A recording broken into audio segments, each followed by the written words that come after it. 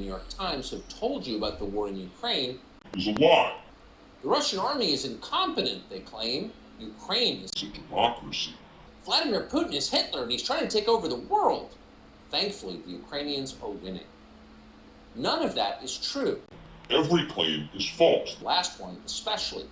The Ukrainian army is not winning. In fact, it's losing badly. Ukraine is being destroyed. Its population is being slaughtered in lopsided battles with a technologically superior enemy, or scattered by the millions to the rest of the globe as refugees. Ukraine is running out of soldiers. As that happens, the question will inevitably arise, who's going to replace them? If the Ukrainians can't beat Putin, who will? The answer, of course, will be us. American troops will fight the Russian army in Eastern Europe. That's most likely. And the assumption is we'll win. But will we win?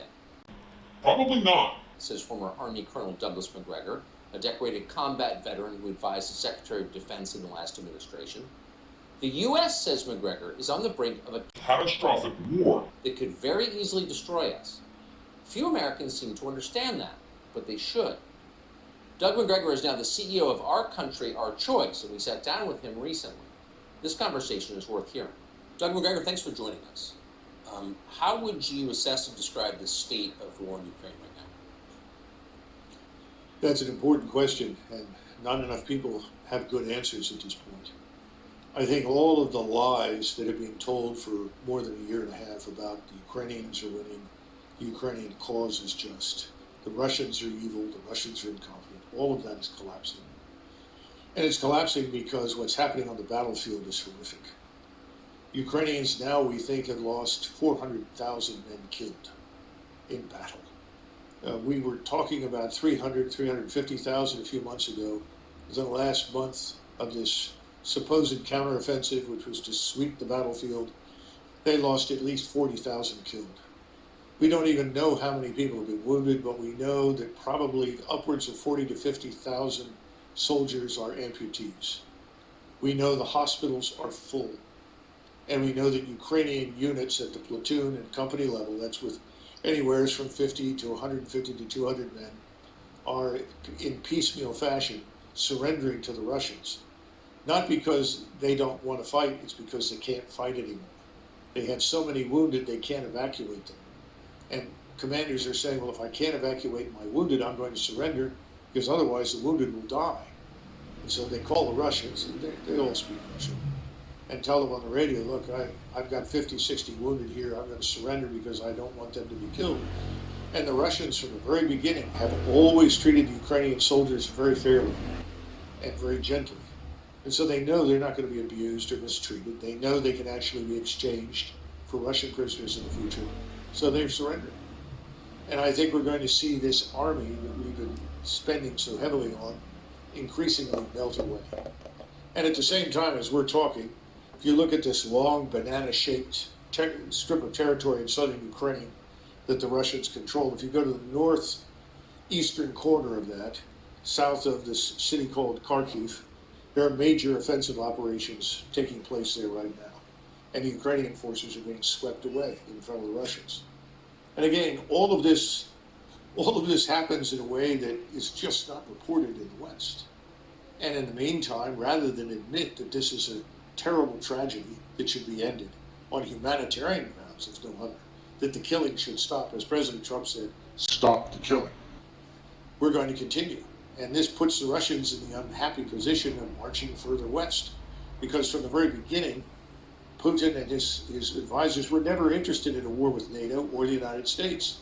That's why you've had such incrementalism, this slow grind of movement forward, defensive operations for a long period to build up the force, and then continued offensive operations.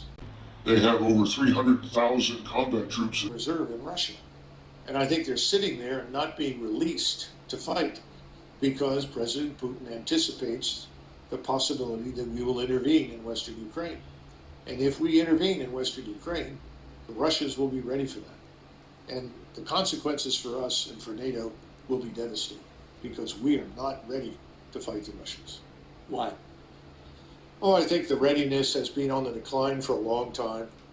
you've had an almost steady, uninterrupted decline in the discipline that makes soldiers fight. Discipline is a tough thing. We don't always understand it. Discipline is really a form of habit. And you build those habits over time through repetition, but you also build it under stress, under pressure, so that it sinks in. And then you build cohesion within the framework of those units. You don't build cohesion when you're dividing the force on racial grounds, when you're pushing people who are clearly unqualified up the ranks to command, when you're rewarding people for anything other than demonstrated character, competence, and intelligence. All of those things are demoralizing, destructive to military establishments. The Army and the Marines are suffering with it, so is the Air Force and the Navy. And there's no easy fix. And these cracks, that are just cracks at the moment, will become giant fissures if you go to war. So you spent the bulk of your adult life as an Army officer, went to West Point, commanded troops in battle, you're a combat veteran, decorated. But you entered the Army right at the tail end of Vietnam. That's right. When it was famously at its nadir.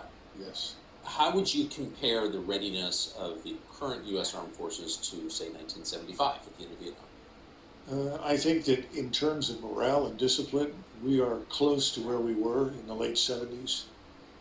We have a lot of people that are confused about what needs to be done. We've lost a sense of what's right.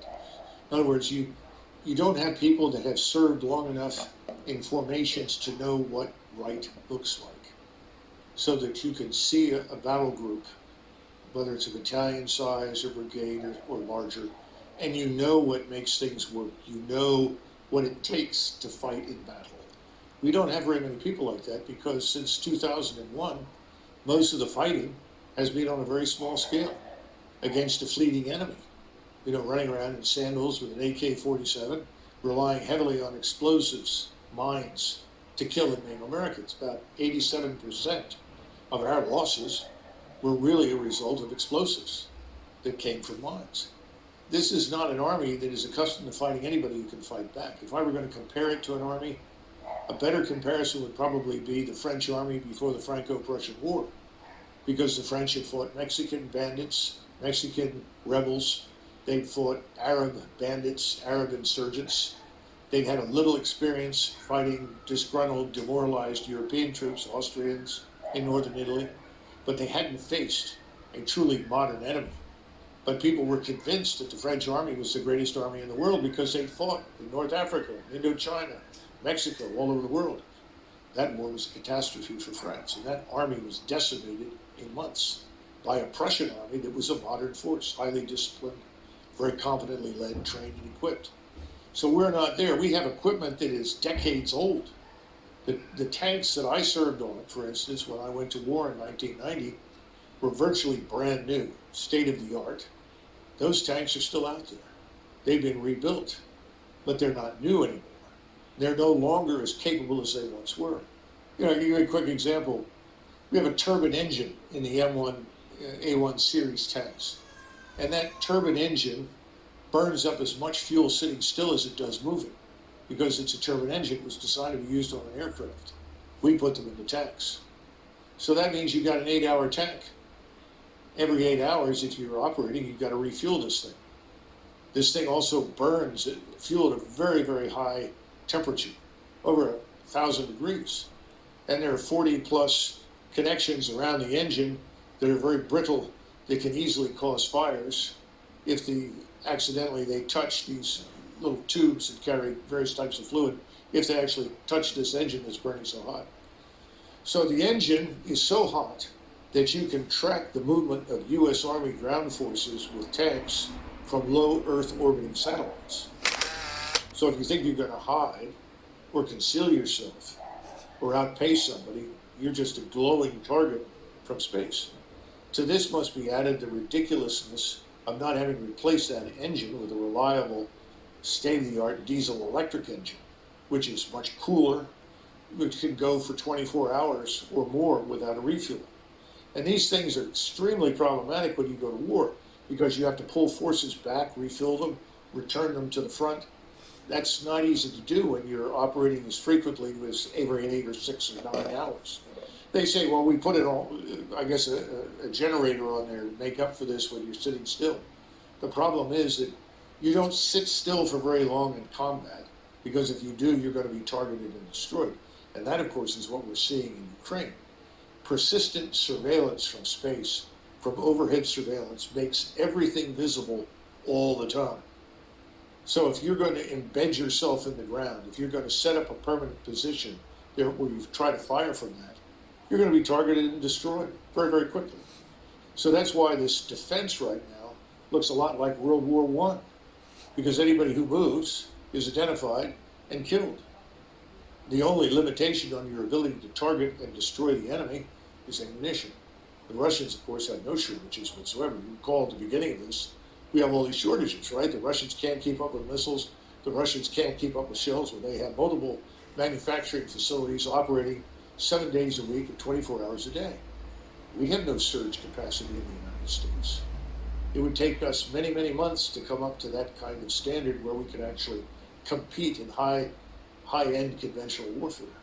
And that's why people like me and others worry that if we get into a confrontation, that we cannot win, because the world has changed, warfare has changed, integrated air defenses will knock virtually everything that flies out of the sky, that we will then fall back on a nuclear deterrent, a tactical nuclear weapon that says, if you keep advancing, we'll have to use a nuclear weapon. We don't want to go there, because the notion that there are so-called tactical nukes, you've heard that expression? Yes. Oh, that's just a little nuke, so that won't precipitate a major war. The use of any nuclear weapon is going to precipitate escalation very rapidly, because your opponents will assume that if they don't use their nuclear weapons, they're going to lose them. So we're living in a terrible dilemma right now. The smartest thing that we can do is end this war. What is Russia's objective, do you believe? Assuming the objectives change over the course of the war. Of course. Well, the original objective, obviously, was very different. I mean, if they had made peace with the Russians back in, let's say, March or April, I think the Russians would have retained very little territory, probably only Luhansk and Donetsk, the two so-called breakaway provinces. And I think there would have been guarantees of neutrality for Ukraine and guarantees of equal rights before the law for Russians. And that's what people don't understand. Most of this has to do with abuse meted out to Russians in Ukraine by the Ukrainian government. And this, of course, is this radical nationalist government that came to power in Kiev in 2014. And they almost immediately, as soon as that government came into power, they started launching a war against the so-called breakaway provinces. And Putin kept trying and trying and trying. The Minsk Accords were another good example, trying to get to a solution that would not involve confrontation. Now we know, of course, thanks to Angela Merkel, the German chancellor, that the Minsk Accords were just a ruse, a way to kill time and give the Ukrainians more time to build up their forces. To build up their forces for what? And it's pretty clear they were building up for an offensive against Russia. And of course, the next step was that we bring in our missiles and station them in eastern Ukraine, which puts them in a couple of minutes away from all of Russia's cities and all of Russia's nuclear deterrent. So this was unacceptable. So that original deal is gone now. And the question is, what will the Russians accept? Well, I think they're going to demand that whatever remains of Ukraine, rump Ukraine is what most people are calling it now, most of what's probably west of the Dnieper River, has to be neutral. It can't be part of NATO. The Russians will never tolerate NATO forces on Ukrainian soil, because we've demonstrated conclusively that we are fundamentally hostile to Russia. So that's the minimal requirement. How that's governed, that's another question. Who knows? I'm sure Moscow would want to have some say in that government, and who is there to ensure that behind the scenes they are not once again subjected to the treatment that we subjected to them to in the Minsk Accords. What is the Ukrainian objective? I think more and more Ukrainians just want to survive this. And that's becoming very hard. And Zelensky and the radicals around him are basically committed to fighting this war to the last Ukrainian. And of course, I'm sure that Mr. Zelensky and his friends are anxious at some point to retire to their estates in Florida or Venice or Cyprus to collect on the billions that they've managed to steal or siphon from all the aid that we've provided. Remember, Ukraine is probably one of the most corrupt places in the world.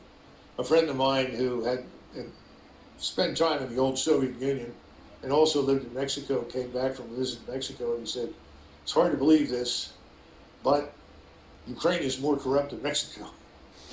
Wow. And I think that's true. So this is a world-class disaster. 14 million Ukrainians have left the nation, presumably never to return, because when they're asked in Germany or France or Croatia or Spain or wherever they go, we will never go back. So what are you going to do with this country? And then, of course, we have the usual suspects, the great agricultural business conglomerates, along with BlackRock, who had their eyes on the fertile Ukraine ground in western Ukraine. I suppose there'll be a big effort to get control of that in some fashion. That may not work, though, once this war ends with a complete and utter defeat of the Ukrainian regime. Who is Zelensky?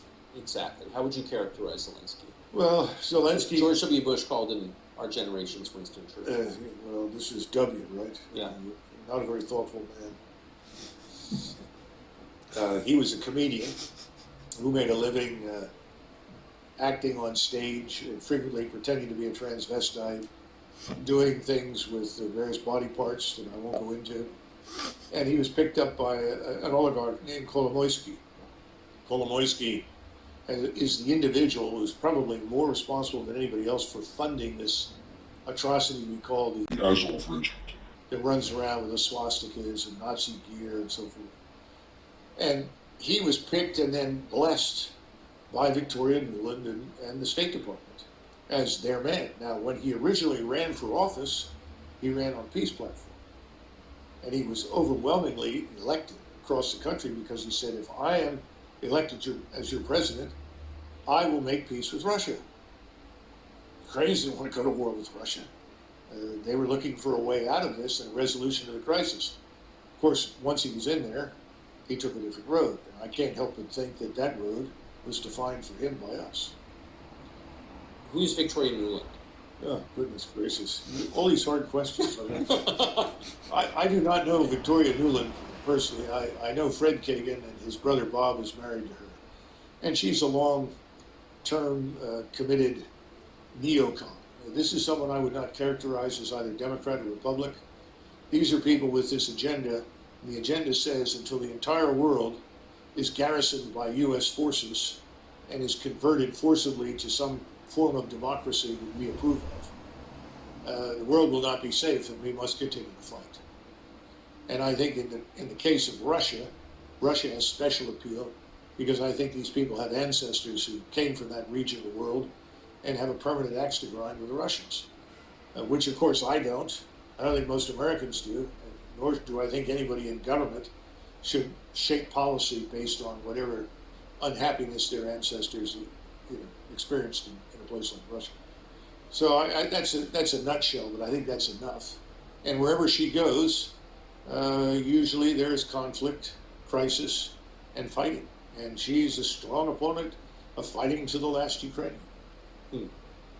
Does she, do you think, have relevant experience that would qualify her to be in charge of this war? Well, obviously she does, but it's sort of like asking somebody who has never snaked a drain or replaced a garbage disposal to be a plumber. And I think we have a lot of those in Washington. She's not the only one. So no, I don't think she understands the gravity of the situation. These are the same people. Tony Blinken is in this with, what's his name? Sullivan. I keep mixing up Sullivan with the previous O'Brien, who was in the White House. Not much difference. And Sullivan will all tell you, well, the Russians are weak. The Russian economy is fragile. The Russian armed forces are poor. Their generals are terrible. And they can't possibly win. All we have to do is to keep up the pressure, and they will collapse. That's been a hell of a strategy. And it's killed large numbers of people and created millions of refugees and destroyed the country, but it hasn't hurt Russia. And Russia today is stronger than it has been in 30 or 40 years. You have a Russian military establishment that is now more potent and more capable than the Russian military was in the mid-1980s. Why? Wars typically, don't they degrade a military force? Well, the Russians have been very, very careful and deliberate, very cautious about the expenditure of life. What do you think the casualty numbers are in Russia? You know, that's a hard one to estimate. I think probably 50,000, 40 to 50,000 killed, maybe another 40 to 50,000 wounded. Wait, total? Yes. As compared to the Ukrainian? 400,000 dead. Yeah.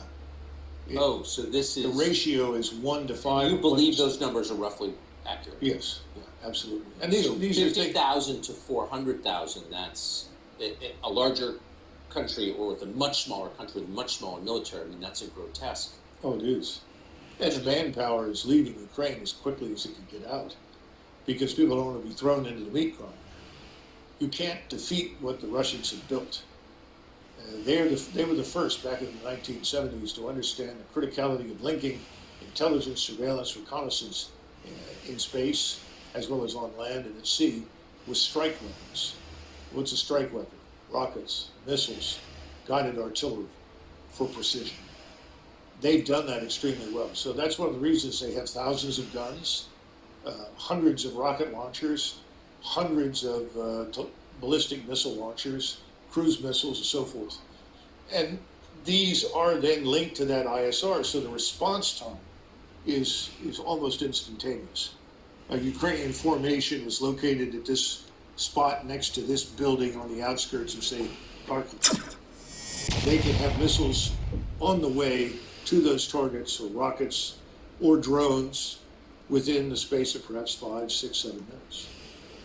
So this is a very well structured, well organized machine. And the machine is grinding up everything in front of it. And it's not going to be defeated. What about the space age military technology that we've been sending to Ukraine? That hasn't brought parity? Well, first of all, a lot of the equipment we send over there is, quite frankly, obsolete. It's very old. It's not new. We've given them a few new items, but not much. And remember what I said about missiles. We sent them some Patriot missiles.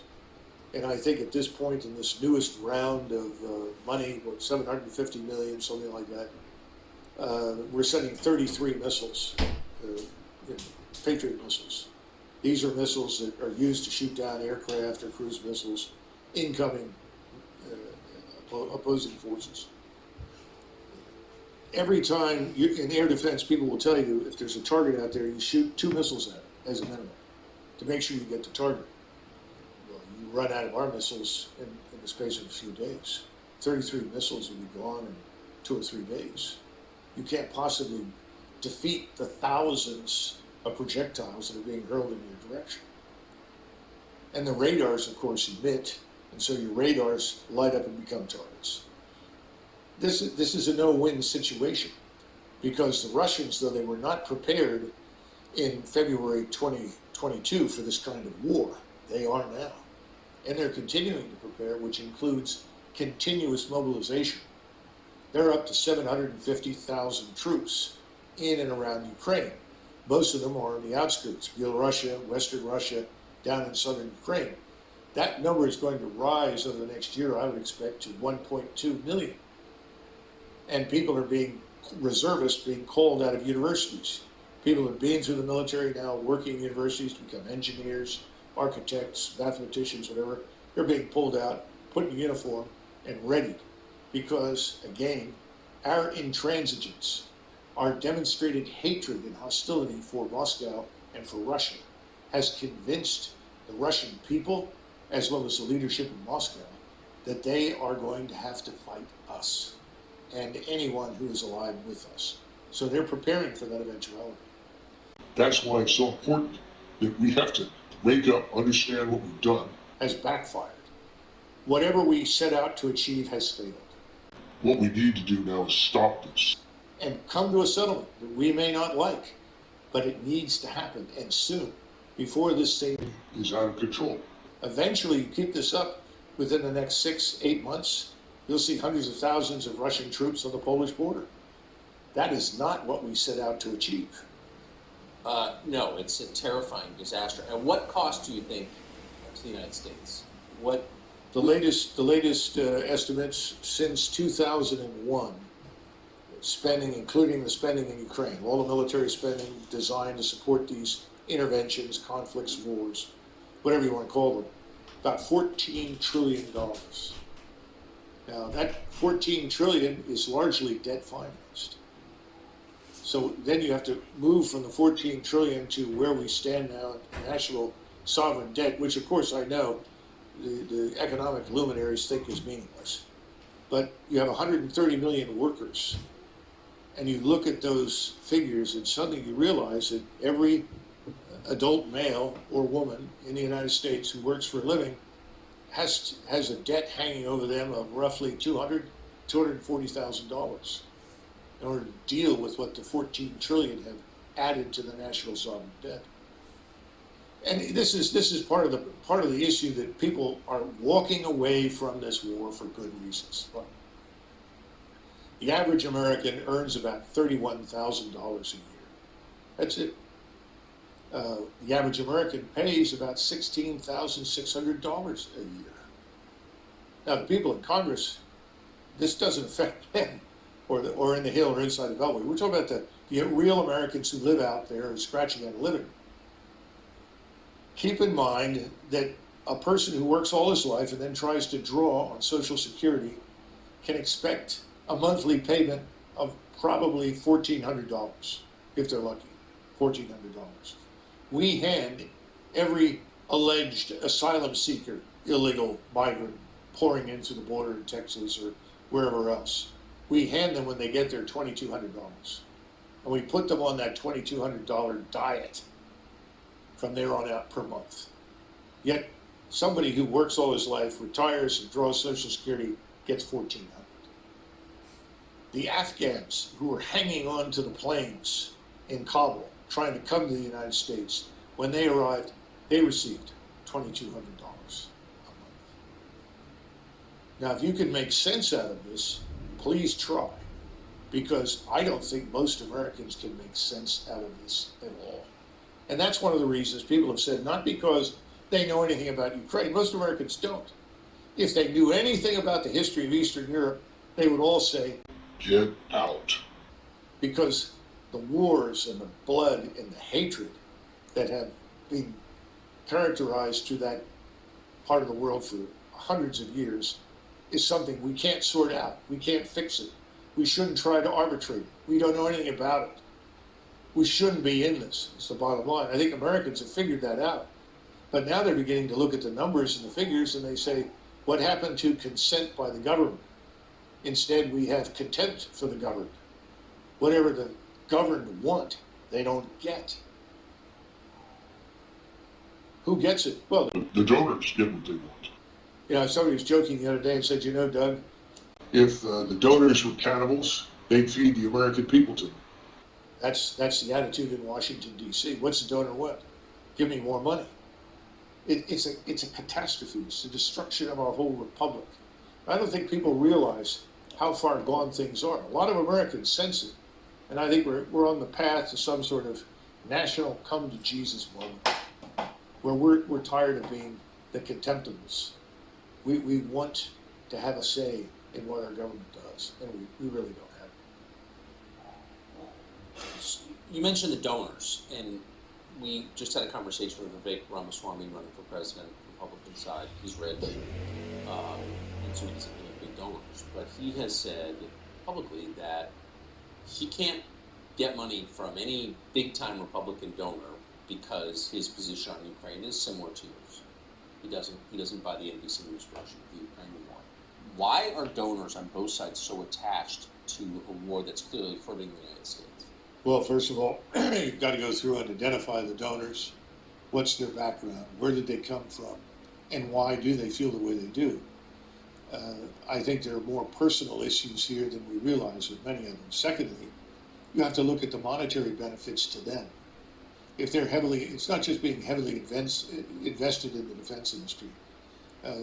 You've seen that report from the Oakland Institute, which talks about arable land in Ukraine, the breadbasket of Europe, some of the richest, most fertile soil anywhere in the world. A friend of mine who's Ukrainian said all you have to do is take an old boot, stick it in the ground in Ukraine, come back in 6 months and something grows. Boot's transformed into something you can eat. He said that's how fertile this is. So there are people that are interested in getting control of oligarchs. They call them oligarchs in Eastern Europe. I'm starting to think that we should talk about oligarchs in the West, Of course. because they're also invested in this. They have an interest in it.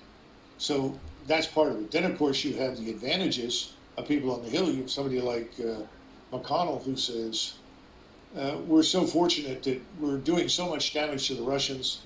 This will set them back for 10 years. They've lost all this equipment. Ukrainians have done a great job. Well, of course, all that's a lie. That's a blatant falsehood. And then he follows up by saying, and we're offloading equipment that we can replenish with newer equipment. Well, unfortunately, the new equipment we're going to buy looks an awful lot like the old equipment. So you're not necessarily getting new top-of-the-line material. You're just getting new versions of what you've already got, which, of course, is what Congress wants. Unfortunately, that doesn't prepare you for a future war, because your probable opponents are investing in very different capabilities from the ones that you have. And remember, again, all the things that we once monopolized, all the precision, all of that's lost now. Everybody has it. There's nothing that we can do that they cannot also do in Moscow, in Beijing, and probably in many other countries that we don't even know about yet. But of course, it all means money.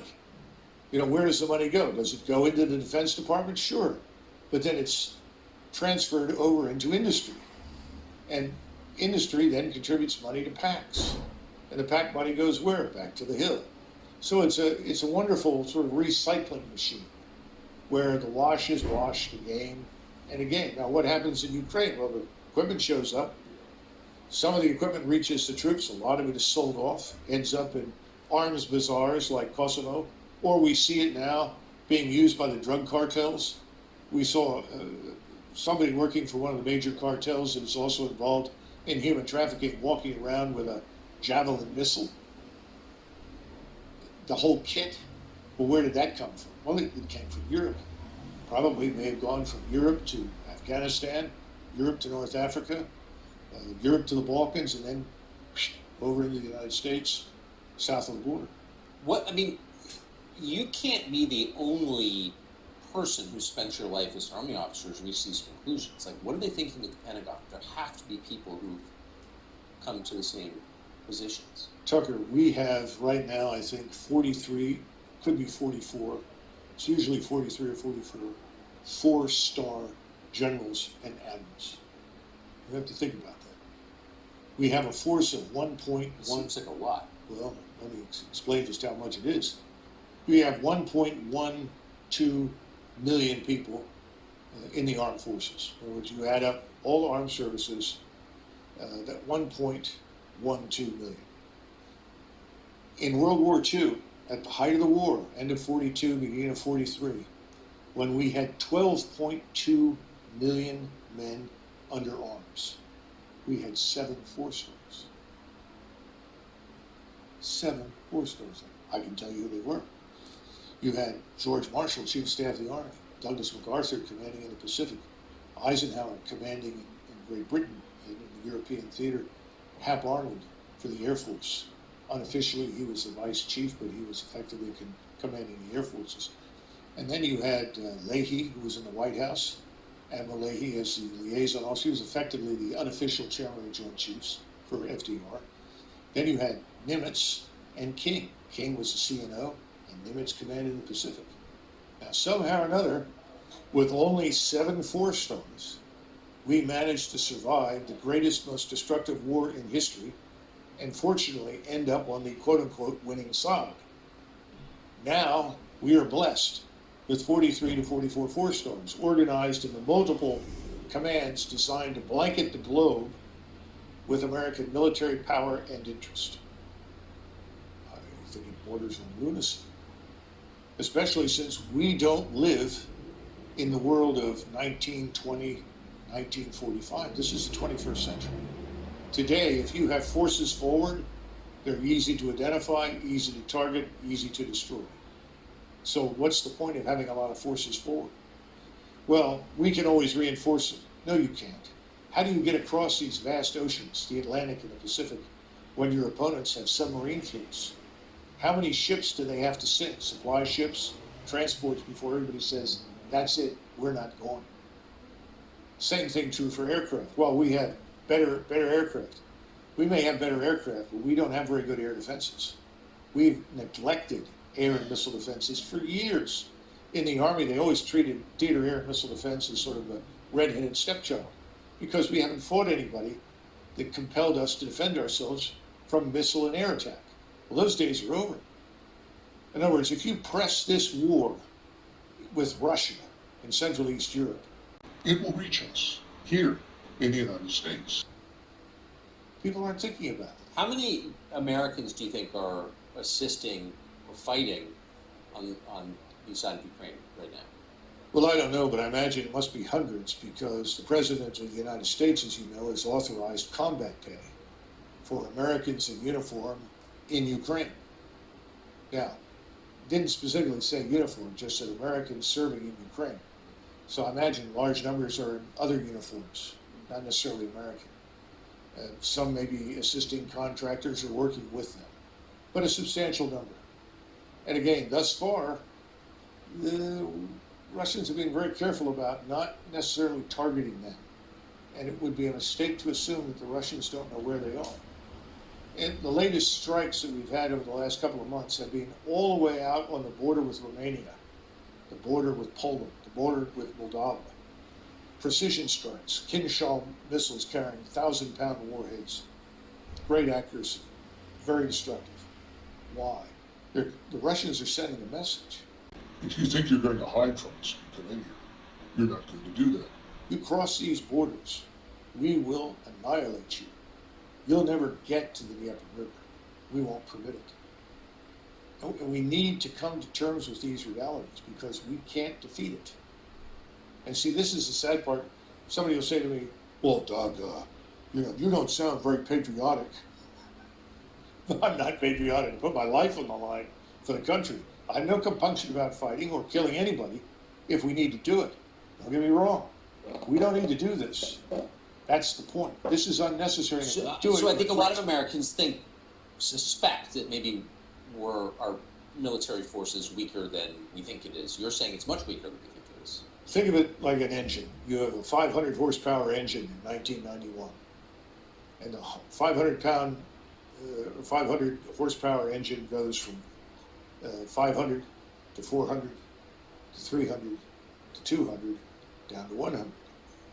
Now, you don't notice very much because you don't put the pedal to the metal. It's good enough to get to the grocery store. It's good enough to drive on 95 for 50 miles. But if you put your foot down the pedal, you're going to discover that this is a very weak engine. It's not performing very well. It doesn't have what it once had. In other words, we've gone down in the horsepower arena militarily. This is the warning. This is what people need to understand. People say, well, what about all the money we spent? That's a damn good question. You spend all this money, what are you getting for it? Where did the money go? Who's making the decisions? And you have separate services. Each service lives in its own world, has its own doctrine, its own bureaucracy, its own way of war. All this jointness is just, fugazi nonsense. And you got lots of generals, and every general has a reason to exist. And every general has 1,000 men in his headquarters, every 4-star. And every 4-star needs money for his projects. And this becomes a giant trough feeding frenzy for people on the Hill. And nobody ever bothers to stand up and say, why? What are we doing this for? You just look at what's happening in Africa. Niger decided they'd had enough of their French overlords. The French retained ownership of virtually 50% of everything of value in their colonies in Afrique du Nord. Now, that's French business. Whatever the French want to do, it's fine with me. But my point is, we're involved there because we built an airstrip in Niger and we marched in there to defeat Islamists. The truth is, there weren't very many Islamists until we showed up. Now there are lots of Islamists. What's wrong with that picture? And now it turns out the whole population, in addition to hating the French, has decided they hate us. So we've had a coup in Niger. It's now being backed by the Algerians, as well as the neighbors. And people are saying, well, we trained them. We gave them assistance, and they're turning on us. Oh, it must be the Wagner mercenaries. There aren't any Wagner mercenaries in the place. In other words, that we may have gone in there and blown it on our own, made mistakes of our own, backed the wrong horse, whatever you want to call it, doesn't occur to anybody. Well, it must be those Russians, or maybe those pesky Chinese. We have this unfortunate habit of seeing ourselves as always wearing the white hat, always doing everything right, and we miss the truth. The truth is, soldiers, sailors, airmen, and Marines do what they're told. They'll go wherever you ask them to go. They'll put their lives on the line. But it doesn't always make sense. And sometimes it may be for profit. Not for national interest, not for the interests of the American people, and that's the problem. And no one's been watching this thing. They see the flag, everybody salutes, everybody listens to the music, everyone's enthralled. But the old 500 horsepower engine is gone, we're down to 100 horsepower, and a 100 horsepower engine is trying to make it all over the world. It's not going very well. And we haven't even talked about our economy, obviously. Given all of this, I mean, what you're saying is horrifying. And some of it, with respect, does seem kind of obvious. Almost nobody in the Congress is saying what you were saying. Chris Christie never served in the Congress, but he was a governor. He's been on the national stage for quite a long time. He's running for president now. He recently went to Ukraine to meet with the world's highest paid actor who runs it. I think we have a clip. I believe that the overwhelming majority of the American people understand that we need to be with Ukraine on this fight. Do you maintain the current commitment?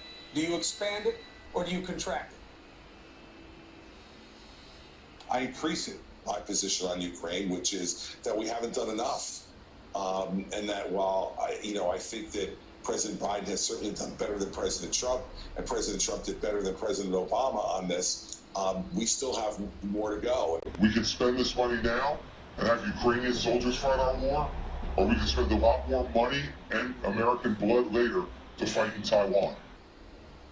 How do you respond to that? When we were in Vietnam, I was 16, and I remember General Westmoreland telling everyone, if we don't fight these people in Vietnam and fight them here, we'll be fighting them in Los Angeles and in all our major cities. So we have to stay here and win this, or that's what's going to happen. A lot of them did go to Los Angeles and build thriving businesses, actually, in the end. Well, my hat's off to them. That's fine. I have no problems with that. But I think it's a lot of nonsense. And it's the same thing with Ukraine. But Chris Christie's not stupid. He's very dishonest, obviously, but he's not stupid. Well, he has donors. That's what that is. Of course. Where's he going to get his money? Well, Governor Christie, we want this war in Ukraine. We want to see that man Putin removed. We got to get rid of him and his regime. Why? Well, it's not democratic. Most of the world is not democratic. There are a lot of people who don't think we're very democratic anymore. We're not. So who are we kidding? I think Americans are waking up. And Christie is probably there for name recognition and more money, but I don't see him winning anything. No. But he does, I mean, in a blusterier way, he's expressing the same thing that the rest of them, Nikki Haley and all the rest. Well, doesn't this also divert attention from far more serious matters here? It really does. What does it cost Christie to say, we have to beat those Russians? Nothing. It doesn't cost him anything. It costs the country a great deal in terms of money, prestige. What Fitch just downgraded our credit worthiness one more time. And people say, oh, it's not a problem. The bond yields are on their way up. Prices are on their way down. When is the Treasury bond fire sale going to happen? When do banks offload these Treasury bonds that they bought when they were at zero interest because they're now worthless? What's going to happen in China, Japan, Saudi Arabia, where they have lots of bonds? I mean, we're fragile. We're vulnerable. Nobody even mentions it because nobody wants to fess up and tell the truth. We've overreached. We're running on fumes. What about this economy? What are we building? What are we producing? That's what made us a great power between 1865 and basically 1920. That's when your industrial base was created. That's when you had people like Edison and Tesla, Rockefeller, all these people. They were tough and they were intelligent and they were effective. The only person I see out there now who's remotely like that is Musk. He's building something. He's creating something. When you do that, you create employment. I don't see that happening. High-tech startups? What the hell are they? What are they doing for us? A new app on your phone? We've got to wake up and say, oh, well, AI. AI is better algorithms. Better algorithms do not replace human beings. And they don't necessarily create opportunity for people to work. We've got to think this thing through very carefully. We haven't done that. What about our energy sector? Oil, gas, we've killed it. We have what, half the refineries we once had? California had something in the neighborhood of 43 or 44 refineries. They're down to 23. You know, how long before suddenly we're in another energy crisis and we need to rapidly refine fuel? Can we do it? Well, the answer is it's going to be tough. It applies, the same thing applies to Raytheon. We want 200 missiles and we want them now. Well, we have no surge capacity. There's no excess capacity built into anything. What are we going to do with this scientific industrial base? What about our agricultural sector? What are we doing for that? High-end manufacturing is dead. We need to repatriate lots of industries. That's what President Trump talked about. We absolutely need to do that. People say, well, we want free trade. Well, I'm 100% for free trade as long as it doesn't kill us. But if it kills us, then I'm for protection. You know, I think we need to understand how we got where we are today. I don't see anybody talking about that. And I think Americans are going to turn these people off. You know, Democrats, Republicans, it's the uniparty. Who are we kidding? What are they doing for us? The swamp gets bigger and richer, the rest of the country gets poorer. I don't see any good outcome right now from any of these candidates. Perhaps I'm too harsh, but that's the way I feel.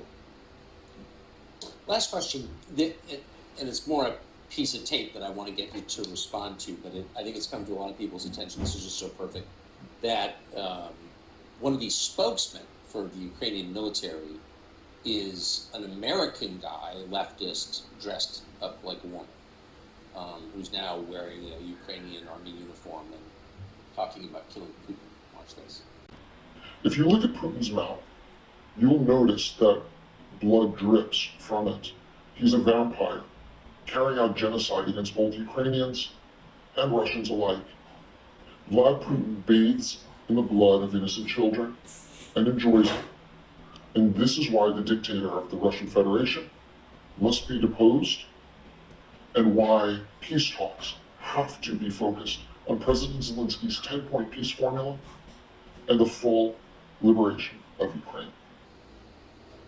There's something so perfect about that, the convergence of every ugly anti-human trend in modern. Is that a transgender person? That's a guy with fake breasts, yes. Yeah, that's interesting. Well, I think everything else is fake too. We estimate that at least 60,000 children from Ukraine have disappeared, vanished, since this war began. Where are they? What about all of the women that have been sold into prostitution that once lived in Ukraine? And this war is a catastrophe. The people bathing in blood are in Kiev and Washington, not in Moscow. And this sort of thing is going to play well until it can't. And that's the sad part. We're going to see this whole thing collapse and implode. And it's coming. And with it, NATO?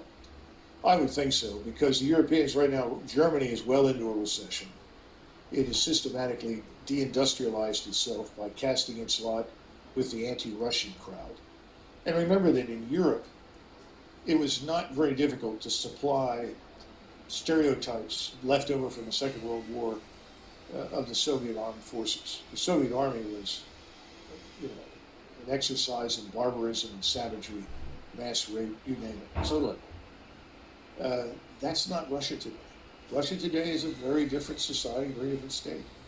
And that's been Putin's effort from day one. He's been interested in restoring Russia as an Orthodox Christian state with a true national identity and a strong national culture.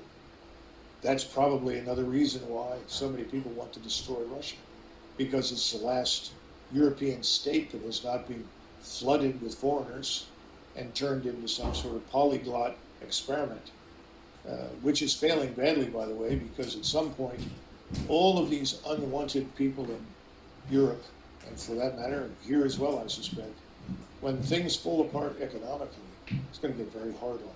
Because people are going to look around and they go through this, well, wait a minute, I'm an American. Who are you? What are you doing here?